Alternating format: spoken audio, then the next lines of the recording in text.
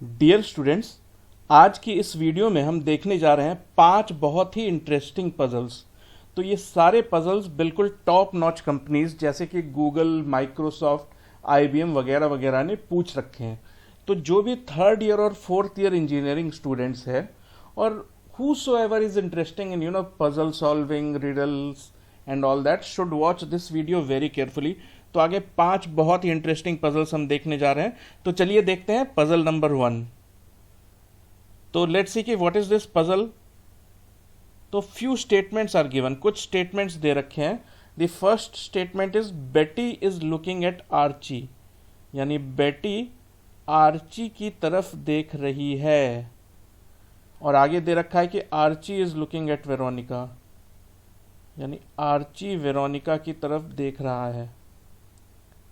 और ये इंफॉर्मेशन दे रखा है कि बेटी इज मैरिड, यानी बेटी की शादी हो गई है लेकिन वेरोनिका की नहीं हुई है। और आर्ची की शादी हुई है या नहीं हुई है ये अभी तक इंफॉर्मेशन नहीं गिवन है। तो इन 3 स्टेटमेंट्स की बेसिस पे हमको डिटरमाइन करना है कि ये जो स्टेटमेंट दे रखा है ये ट्रू है या फॉल्स है। Is a married person staring at an unmarried one, क्या एक शादीशुदा इंसान एक कुंवारे इंसान की तरफ देख रहा है। तो इन तीनों स्टेटमेंट से हम ये डायग्राम बना सकते हैं कि Betty is looking at Archie and Archie is looking at Veronica. ठीक है, बेटी की शादी हो रखी है लेकिन वेरोनिका की नहीं हुई है, आर्ची का पता नहीं। तो आप इस वीडियो को पॉज करके आप 1-2 मिनट तक सोचो और आप क्या आंसर देते हो। ऑप्शंस ये रहे, यस क्या ये स्टेटमेंट ट्रू है, सच है, यस क्या आपका जवाब हाँ है, या फिर आपका जवाब ना है, या फिर आपका जवाब सी है, कैन नॉट बी डिटरमाइंड। तो आप 2 मिनट तक इस वीडियो को पॉज करके सोच सकते हो। तो वेलकम बैक। तो बहुत सारे students, almost 80 to 90% of the students यही आंसर देते हैं कि कैन नॉट बी डिटरमाइंड। तो ये आंसर क्यों देते हैं ये हम समझ लेते हैं। तो पहले हम देखो कौन किसे देख रहा है। बेटी आर्ची को देख रही है। तो हाँ, बेटी की तो शादी हो गई है लेकिन आर्ची अनमैरिड है या नहीं है हम नहीं कह सकते। तो हम नहीं कह सकते कि is a unmarried person staring at a married one by just looking at बेटी एंड आर्ची। तो हम आर्ची और वेरोनिका का रेफरेंस लेते हैं। तो आर्ची मैरिड है या अनमैरिड है यही नहीं पता। तो is a married person staring eight unmarried one हम फिर से नहीं बता सकते क्योंकि आर्ची की मैरिटल स्टेटस नहीं दे रखी है। इसलिए मेजॉरिटी ऑफ द स्टूडेंट इस ट्रैप में फंस के आंसर देते हैं can not be determined. But बच्चों ये गलत आंसर है, इसलिए मैं ये पजल यहाँ पे आपके सामने लेके आया हूँ। अब देखो, आर्ची के बारे में 2 ही बातें सच हो सकती हैं, या तो वो मैरिड है या फिर वो अनमैरिड है। तो हम दोनों केसेस लेके देखते हैं। अगर आर्ची मैरिड है तो हम कह सकते हैं कि मैरिड आर्ची अनमैरिड वेरोनिका की तरफ देख रहा है। तो ये स्टेटमेंट सच है। अगर मैं आर्ची को मैरिड मान लेता हूं तो ये जो गिवन स्टेटमेंट है वो सच हो जाएगी। क्या होगा अगर मैं आर्ची को अनमैरिड मान लूं। अगर मैं आर्ची को अनमैरिड मान लेता हूं तो बेटी तो आर्ची की तरफ देख रही है ना, तो बेटी मैरिड है, तो फिर से ये स्टेटमेंट सच हो जाएगी। यानी हर हाल में ये स्टेटमेंट सच है। Can not be determined is the wrong answer. ठीक है, तो क्योंकि इसके 2 ही केसेस होते हैं, या तो आर्ची मैरिड होगा या तो अनमैरिड होगा। क्वेश्चन में तो दे नहीं रखा है। तो अगर आप दोनों केसेस लेके चलोगे तो ये स्टेटमेंट एक ना एक पॉइंट ऑफ व्यू से सच ही हो जाती है। तो ठीक है, अब हम चलते हैं अगले पजल की तरफ। तो अगला पजल है क्रिप्टो मैथ्स से। तो पजल है A plus B plus C, ये सारे न्यूमेरिकल डिजिट्स हैं। So A B C are distinct non zero digits. अब डिस्टिंक्ट नॉन जीरो डिजिट्स का क्या मतलब है। तो डिजिट्स तो हमारे पास ये 10 डिजिट्स हैं, मैथ्स में हमारे पास अवेलेबल है 6, 7, 8 up till 9। But A B C के बारे में कहा जा रहा है कि ये नॉन ज़ीरो है, यानी कि इनमें से कोई भी ज़ीरो नहीं है। और साथ ही साथ ये डिस्टिंक्ट हैं, यानी ए बी और सी की वैल्यू 3 अलग अलग वैल्यूज़ हैं। तो आपको इनमें से चूज़ करना है, 1 से लेकर 9 में से आपको ये डिटरमाइन करना है कि ए क्या है, बी क्या है, सी क्या है। ये ए लिखने का मतलब है कि ये इस तरह के नंबर है, 1 1 या फिर 2 2 या फिर 3 3, मतलब सेम डिजिट को साइड बाय साइड लिखा गया है। तो अब यहाँ से देखिए कुछ चीज़ें तो हम इमीडिएटली क्लियर कर सकते हैं। अब ए के बारे में हम कुछ गैस लगा सकते हैं। ये ए की वैल्यू क्या क्या हो सकती है, तो हमें पता लगाना है कि ए बी और सी की वैल्यू क्या है। ऑब्वियसली ए बी और सी की वैल्यू 1 से लेकर 9 में से ही कोई एक एक डिजिट है, तीनों की वैल्यू अलग है, डिस्टिंक्ट है, लेकिन आंसर जो है 1 से लेकर 9 में ही छुपा हुआ है। तो हम ए के बारे में कुछ चीज़ें गैस कर सकते हैं। अब देखिए ए बी बी और सी सी के बारे में एक चीज़ देखिए, ज़्यादा से ज़्यादा अगर इनका सम हुआ तो क्या हो सकता है, 9 9 प्लस 8 8 प्लस 7 7, क्योंकि ए बी सी डिस्टिंक्ट है। तो अधिक से अधिक अगर ये सम होता है तो ये कितना होगा, 9 प्लस 8 17 17 प्लस 7 24 का 4 कैरी ऑन टू 9 9 टू 11 11 8 19 19 7 2 264। तो ए की वैल्यू या तो 100 समथिंग होगी या तो 200 समथिंग होगी। आप देख रहे हो कि मैक्सिमम जो हो सकती है वो 264 ही हो सकती है। यानी ए के बारे में हम एक चीज़ कह सकते हैं कि ए या तो 1 होगा, क्योंकि सम का पहला डिजिट ए से लिखा गया है, तो ए या तो 1 होना चाहिए या फिर 2 होना चाहिए। क्योंकि आप यहाँ से देख सकते हो कि किसी भी कंडीशन में ये जो सम दे रखा है ए बी सी 264 से ज़्यादा नहीं हो सकता है। तो ए क्योंकि फर्स्ट डिजिट है तो ए विल बी आइदर 1 और 2। सो this is immediately evident. Okay, अगली क्या चीज़ एविडेंट हो सकती है वो आप ध्यान से देखना। तो क्योंकि ये देखो ये सी और यहाँ भी इसकी भी लास्ट डिजिट सी दे रखी है, ये तभी पॉसिबल है कि जब ए और बी कुछ ऐसे डिजिट हो कि इनका सम 10 हो जाए। मतलब ए अगर 6 हो, बी अगर 4 हो, तो सी चाहे जो भी हो उसकी लास्ट डिजिट तो सी ही होगी, बिकॉज 6 + 4 0 प्रोड्यूस कर देगा। तो ए और बी कुछ ऐसे सेलेक्ट करने चाहिए जिनका सम 10 आना चाहिए। तो अभी अभी हमने देखा कि ए की वैल्यू या तो 1 होगी या तो 2 होगी, और बी के बारे में हम ये समझ चुके हैं कि ए और बी कुछ ऐसे चूज करने पड़ेंगे हमको जिनका कि सम 10 होना चाहिए, क्योंकि लास्ट डिजिट हमको सी ही चाहिए। तो ठीक है, इससे हमारे सामने दो अलग अलग केसेस प्रोड्यूस होते हैं। पहली केस ये है कि हम ए को 1 मान लें, तो अगर हम ए को 1 मानेंगे तो उस हिसाब से हमारा बी 9 हो जाना चाहिए, बिकॉज 1 + 9 = 10। तो हम यहाँ पे ए की जगह 1 1 और बी की जगह 9 9 पुट करके सी यानी कि सी की वैल्यू निकालने की कोशिश करेंगे। ये हमारा केस 1 हो जाएगा। अदरवाइज केस 2 ये हो जाएगा कि हम ए को 2 2 रख दें, क्योंकि ए की वैल्यू या तो 1 हो सकती थी या तो 2 हो सकती थी। सिमिलरली उस कंडीशन में बी की वैल्यू 8 8 हो जाएगी, क्योंकि अगर ए 2 है तो ए प्लस बी 10 होने की वजह से बी की वैल्यू हमने 8 लेनी पड़ेगी। तो चलिए हम ये दोनों केसेस में ट्राई करके देखते हैं कि क्या हम सी की वैल्यू निकाल पाएंगे। तो ये दो केसेस हमारे सामने जनरेट हो रहे हैं, तो हम दोनों केसेस को एक एक करके देख लेते हैं।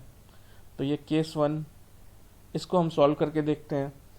तो 11 + 99 की वैल्यू क्या है, 110। तो क्वेश्चन सिमट के ये हो गया कि 110 + सी = 190C। तो आप ये देख रहे हो यहाँ से ये ऑलमोस्ट 80 की दूरी पे है, 80 की दूरी पे। तो हमारे सामने एक हिंट लग जा रहा है कि इसका आंसर 8 8 या 9 9 में से ही कुछ होना चाहिए। ठीक है, तो हम ट्राई करके देख लेते हैं। 110 + 88 it comes out to be what, 198। तो ये बिल्कुल इस फॉर्मेट पे फिट बैठ गया। अगर हम सी की वैल्यू 8 ले लें तो सी की वैल्यू 8 आ गई केस 1 से। ठीक है, तो केस 1 क्या है कि ए को हमने 1 मान लिया, जिसकी वजह से ए को 1 1 लिख दिया। उस केस में बी 9 हो जा रहा है और सी की वैल्यू अभी अभी हमने कैलकुलेट की 8। तो ये एक सॉल्यूशन है। केस 1 से हमारा सॉल्यूशन ये बन रहा है कि ए की वैल्यू 1, बी की वैल्यू 9 और सी की वैल्यू 8। केस 2 सॉल्व करके हमें देख लेना चाहिए। तो केस 2 सिमिलरली हमने ए को 2 माना, जिसकी वजह से बी को 8 मानना पड़ा, और इन दोनों की वैल्यू पुट करके हम अभी सी की वैल्यू निकालने की कोशिश कर रहे हैं। तो चलिए देख लेते हैं। तो 22 + 88 की वैल्यू कितनी आ रही है, 110 अगेन। तो 110 plus C should be equal to 280C। अब आप सोचो ये तो एक 2 डिजिट का नंबर है, ये ज़्यादा से ज़्यादा हुआ भी तो 99 हो जाएगा। तो ये 280 तक तो पहुँचेगा ही नहीं। यानी आप बिल्कुल समझ सकते हो कि केस 2 से कोई भी आंसर मिलने वाला है नहीं। क्यों? क्योंकि सी एक डबल डिजिट नंबर है। तो ज़्यादा से ज़्यादा आपने 110 में 99 जोड़ भी दिया तो 209 तक मामला पहुंचेगा, जबकि यहाँ आप देख रहे हो 280s में आंसर आना चाहिए, 281 282 इस टाइप का कुछ आंसर होना चाहिए था, तो वहाँ तक तो बात पहुंचेगी ही नहीं। तो इसका एक ही आंसर है जो कि हमको केस 1 से मिला था, और ये रहा answer a is equal to 1, b is equal to 9, c is equal to 8। तो ठीक है, तो इसका एक ही आंसर है। तो आइए चलते हैं थर्ड पजल की तरफ। तो ये पजल दोस्तों गूगल ने पूछा था, गूगल में पूछा गया पजल है ये। तो आई होप कि आप इसको पॉज करके एक बार खुद से ट्राई करना चाहोगे। तो आप इसको पॉज करके 2 मिनट तक पढ़ो, फिर हम इसको साथ मिलकर सॉल्व करने की कोशिश करेंगे। तो वेलकम बैक स्टूडेंट्स। तो यहाँ देखो, यहाँ पे 10 स्टेटमेंट्स दे रखी हैं, 10 स्टेटमेंट्स की एक लिस्ट दे रखी है, 10 स्टेटमेंट एक साथ दे रखा है तुम्हारे सामने। हर स्टेटमेंट में लैंग्वेज क्या है पढ़ो। Exactly one of this statement is false. तो पहली स्टेटमेंट में ये कह रहा है कि इसमें से एग्जैक्टली एक स्टेटमेंट गलत है, यानी कि पहली स्टेटमेंट कह रही है कि ये जो 10 स्टेटमेंट आप देख रहे हो अपनी नज़रों के सामने, इसमें से केवल एक गलत है, बाकी 9 सही हैं। तो इसी तरह सेकेंड स्टेटमेंट भी यही कहती है कि exactly 2 of this statements are false, यानी कि इसमें से सिर्फ 2 झूठे हैं, बाकी 8 सच्चे हैं। तो ऐसे ही आपके सामने 10 स्टेटमेंट्स दे रखी हैं। तो आइए चलिए इसमें से हमको पता लगाना है कि which of the following statement is true, इसमें से कौन कौन सी स्टेटमेंट्स सच हैं। ठीक है, तो आइए हमको ये समझ लेना चाहिए। तो हम पहले से ट्राई करते हैं, पहले लास्ट वाला ट्राई करते हैं। Exactly 10 of this statement are false. तो अगर लास्ट वाला स्टेटमेंट सच है, तो लास्ट वाले स्टेटमेंट को अगर हम सच मान ले तो वो कहता है कि 10 के 10 स्टेटमेंट झूठे हैं। तो अगर 10 के 10 स्टेटमेंट झूठे हैं तो हमने तो अभी लास्ट वाले स्टेटमेंट को सच माना था, तो इट्स अ कॉन्ट्राडिक्शन। तो देख के लगता है दोस्तों कि पता नहीं ये क्वेश्चन कितना डिफिकल्ट है, ये काफ़ी डिफिकल्ट लगता है। कुछ लोग इस तरह के क्वेश्चंस को बिल्कुल देख के इग्नोर कर देते हैं, बढ़ जाते हैं, बट सही मायने में ये क्वेश्चन काफ़ी सिंपल है। हम चाहें अगर हमारा दिमाग क्विकली काम कर जाए तो हम इस क्वेश्चन को विदिन 30 सेकेंड्स भी सॉल्व कर सकते थे। तो आइए अपने सोचने का तरीका बदलते हैं और देखते हैं कि ये क्वेश्चन कितना आसान हो जाता है, हम इसको 30 सेकेंड में से सॉल्व कर सकते हैं। तो वेलकम बैक स्टूडेंट्स। तो अगर आप इन 10 स्टेटमेंट को ध्यान से पढ़ेंगे तो ये 10 स्टेटमेंट अलग अलग बात कर रहे हैं। ये 10 स्टेटमेंट बिल्कुल एक दूसरे को झूठा ठहरा रहे हैं। तो इसका मतलब है कि इस 10 में से तो कोई एक ही सच होगा ना, क्योंकि 10 स्टेटमेंट अलग अलग बातें बोल रहे हैं। तो इसका मतलब है कि इन 10 में से तो 9 तो पक्के झूठे हैं। 9 स्टेटमेंट्स आर डेफिनेटली फॉल्स। तो कोई एक ही सच है। If 9 statements are definitely false, तो या तो ये सच होगा या फिर ये सच होगा।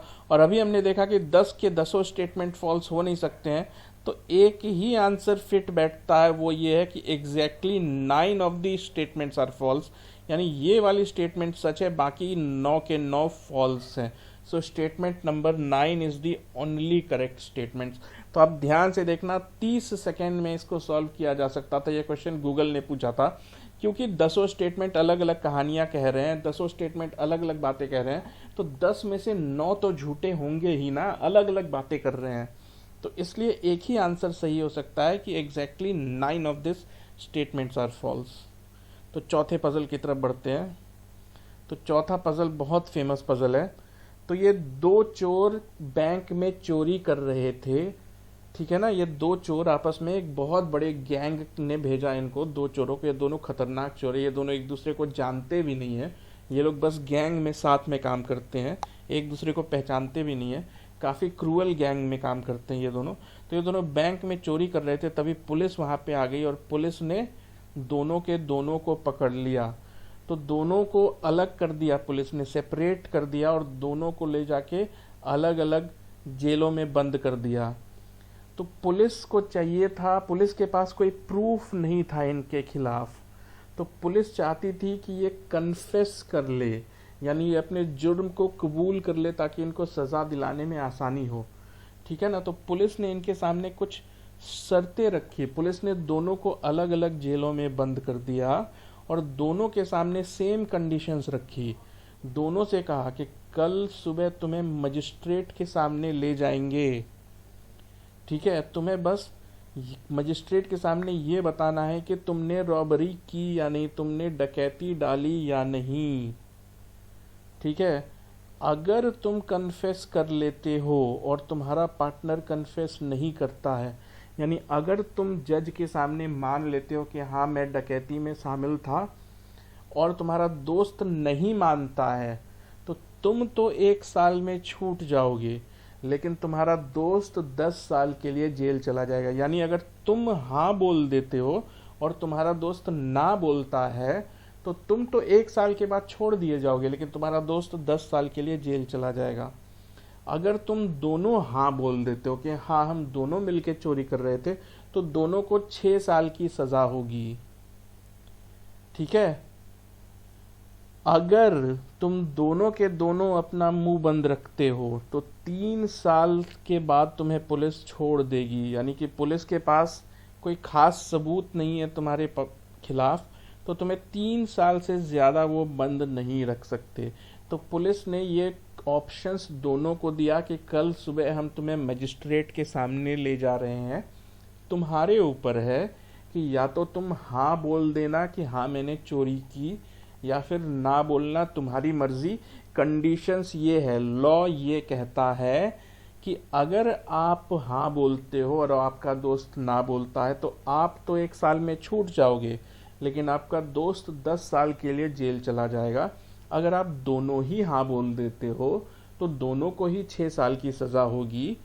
ठीक है, अगर आप दोनों ही मानने से इनकार कर देते हो कि हमने चोरी की, तो आप लोगों को 3 साल जेल में गुजारने होंगे, उसके बाद आपको पुलिस छोड़ देगी। तो अब आपको डिसाइड करना है कि बेस्ट ऑप्शन क्या है। क्या आपको कन्फेस कर लेना चाहिए कल सुबह मजिस्ट्रेट के सामने, या कन्फेस नहीं करना चाहिए? तो यही 2 ऑप्शन है, इसको बोलते हैं प्रिजनर्स डायलेमा। अब ये दोनों आपस में कंसल्ट नहीं कर सकते, दोनों को अलग अलग जेल में बंद कर रखा गया है।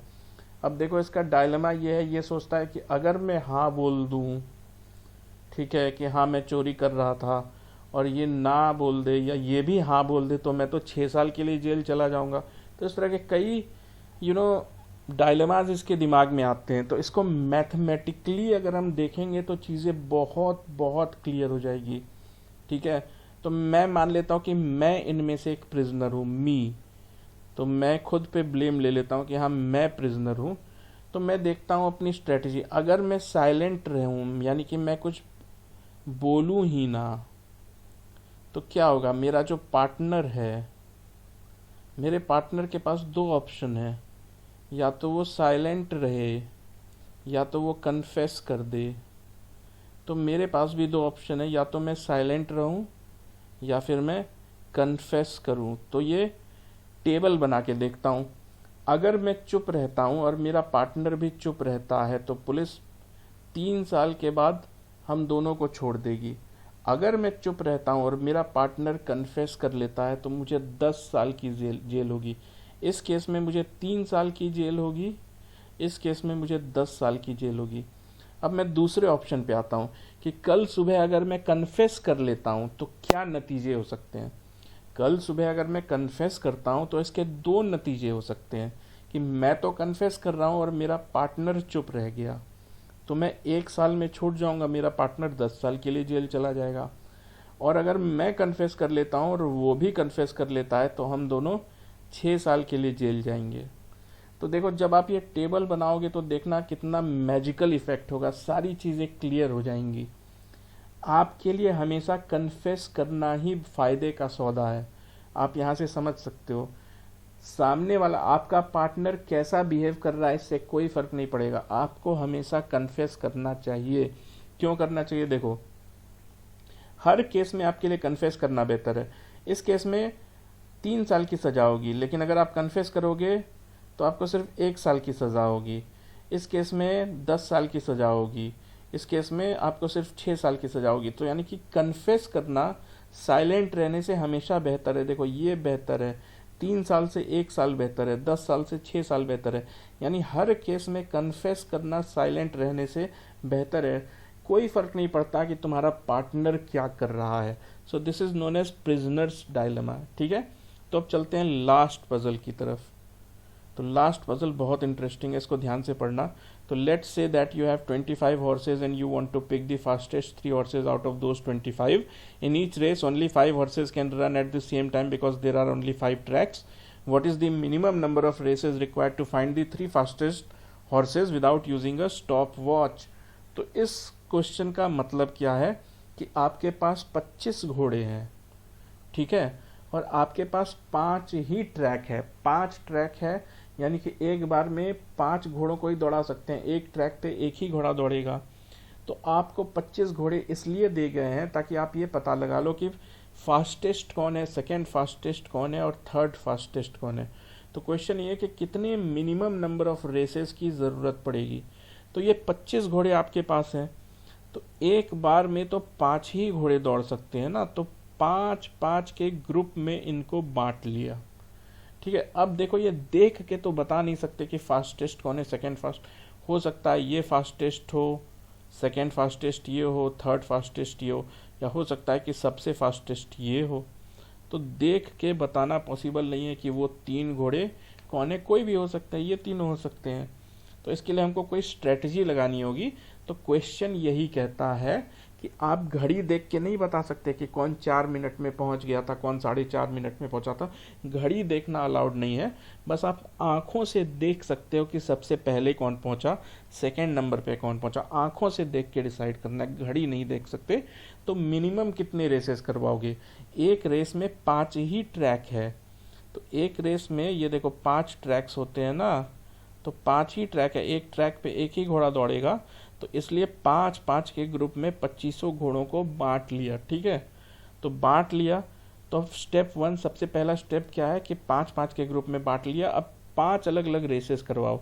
ये रेस 1, इसको ए का नाम दो, ये रेस बी, ये रेस सी, ये रेस डी, ये रेस ई।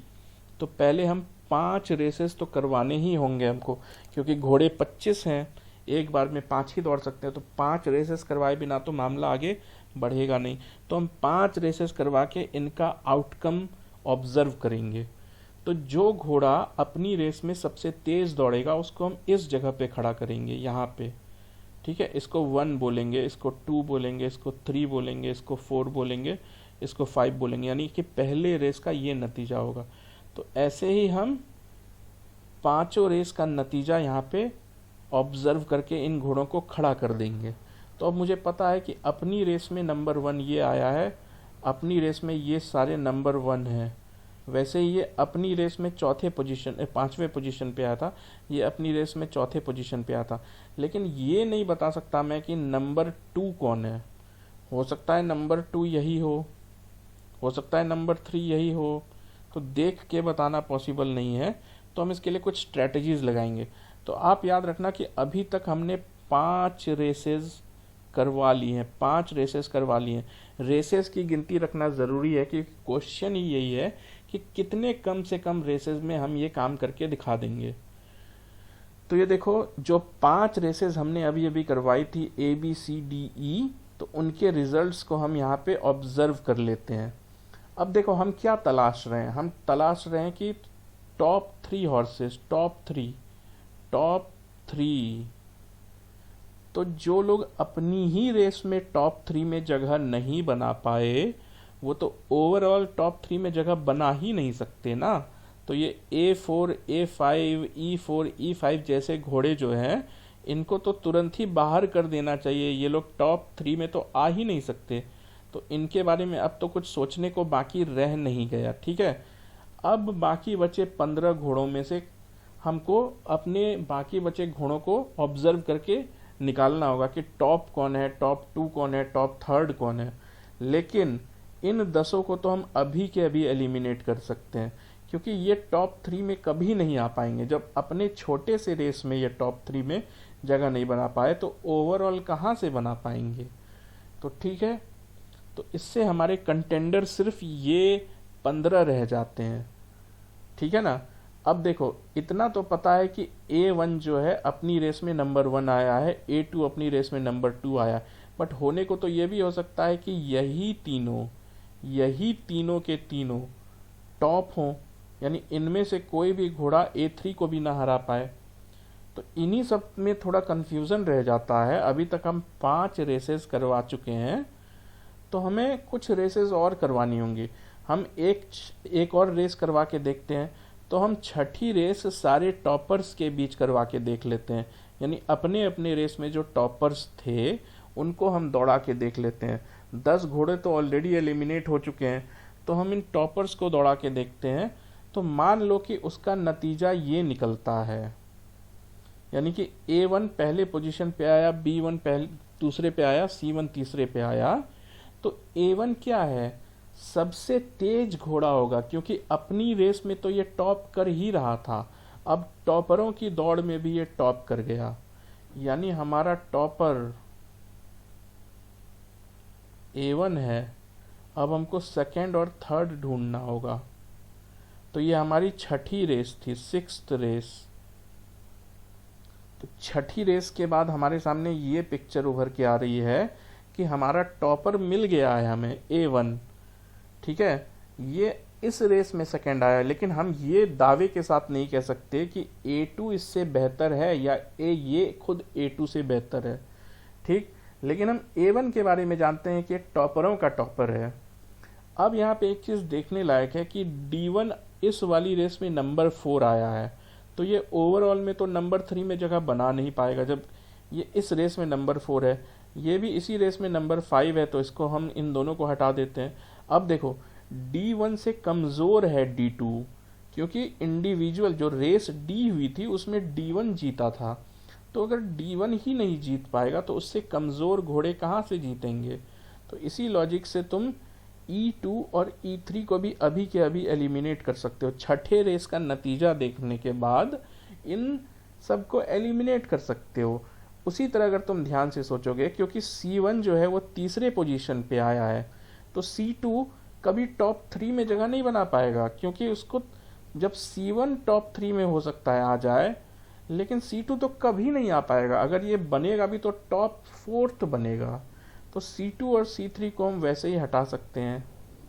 उसी लॉजिक से हम B3 को भी हटा सकते हैं। कैसे, क्योंकि ये सेकंड पोजीशन पे है, तो ये होगा तो ज़्यादा से ज़्यादा थर्ड पे आएगा, तो ये ज़्यादा से ज़्यादा 4th पे आ सकता था, जबकि हम ढूंढ रहे हैं टॉप 3। तो इन सब को एलिमिनेट करने के बाद अभी हमारे पास कितने लोग रह गए, 1 2 3 4 5। तो एक रेस में 5 लोग दौड़ सकते हैं। तो अब हम B1 C1 A2 B2 और A3 इन 5 घोड़ों को अगली रेस में दौड़ा के इनका रिजल्ट ऑब्जर्व कर लेंगे। तो टोटल पहले 5 रेसेस, फिर टॉपर की races, toppers, top of toppers and the last one tie breaker. तो टोटल 5 + 1 + 1 7 रेसेस। दोस्तों ये माइक्रोसॉफ्ट ने पूछा हुआ क्वेश्चन है, तो इन क्वेश्चंस को लाइटली मत लेना। And please thanks for watching and kindly do subscribe to our channel, because we will keep bringing such puzzles, such intriguing puzzles before you. Okay, thank you.